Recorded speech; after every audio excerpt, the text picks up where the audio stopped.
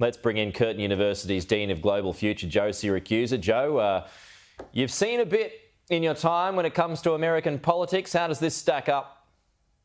Yes, Pete, good morning. This is my 14th president with Joe Biden, and I have to tell you that the idea of the 45th president of the United States being convicted of 34 counts of cooking the books to cover up payments to a girlfriend or to his tryst or whatever it is extraordinary. Now, look, this is going to have enormous consequences. So far, I've been listening to the American news and your own coverage suggesting that we're going to have to wait and see here. I'll tell you what's going to happen now is that this particular conviction has unloosened all the ties out there. Remember I told you that 45% of Americans don't even vote.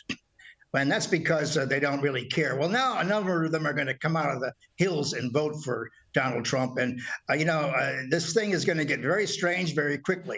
So on that point, Joe, why do you think they will? Well, because this is a miscarriage of justice. Look, this man had, Donald Trump may be guilty of all kinds of sins, but he had no case to answer here. I mean, this is a conviction based on some woman's account of he said, she said, and on the word of a convicted felon, a convicted liar, Michael Cohen. See, this is ridiculous. It was politically instigated in the first place. They went out to get Donald Trump, and Donald Trump, of course, is a threat to the establishment. And you see, the thing is that while this may unloosen America, I mean, a lot of Americans are going to be very angry about this. People who don't even like Trump can see that this is a miscarriage of justice. They're going to get very angry about this, and it takes us away from the other things. America's policy is crumbling in the Middle East. Joe Biden has used the same day as Trump's conviction to tell the Ukrainians they can use American weapons on Russian soil, which is a mistake of the first order, as a matter of fact. Terrible things are going to happen from that. And so I think it's safe to say, and I'd like to see a headline today, America is at war with itself. This is more than about politics, more about legality. Is it at war with itself, or is it just eating itself?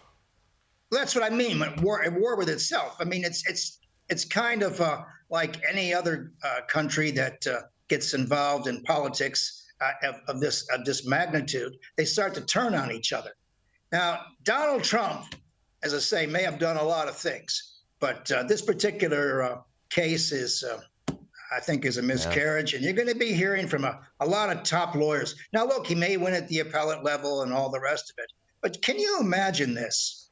You got a man who's probably going to win in November 5th who can't even vote for himself. I mean, the idea was to humiliate Trump. The establishment didn't want to kill Trump.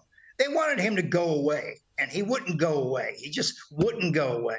And so they decided to go after him. Pete, he survived the Mueller report. He survived impeachment 1. Billy Bush tapes. 2. That's what I've been saying, Joe. Once he survived those, he could survive anything. And see, and Americans, aren't as stupid as they look sometimes. They can see right through this. Everyone knows that this is not quite right. Now, it's not exactly a 2-hour special on television. They can see that they've been going after Trump, manufacturing the evidence. People have been elected to office based on how they were going to get Trump. And look, I have very, very deep feelings about the state going after an individual. When an entire state apparatus can go after one person and to target him with all these kinds of charges is absurd. I mean, and it really suggests to people that America has reached a dangerous spot. Trump is now technically an outlaw, but so was Willie Nelson. He's not worried about it. The thing is that it's going to unleash these other people who will feel aggrieved for him, as a matter of fact. Now, the Democrats will have invited everything that's going to happen next. I mean, they're going to be thrown out of office. Trump's going to come roaring back, and a lot of people are going to settle scores. But, this did not have to be. Someone suggested recently that what Trump should have done what Biden should have done when Trump was getting all these felony indictments is that President Biden should have taken the high ground and pardoned him. Say, look, we can't put a former president in prison. And, and I know there's going to be a lot of lurid commentary on the main networks today about Trump in prison and what happens next in his orange jumpsuit and all that kind of thing. Well, that ain't going to happen. But I'll tell you what, when you want to unleash those 45% of Americans who are too apathetic to vote, you made a terrible mistake, because they're going to vote. They're going to make a lot of noise, and I'm not sure the Democrats are ready for what happens next. You can mess around with people for so long, but at a certain point, you can see that this raises more issues than Donald J. Trump.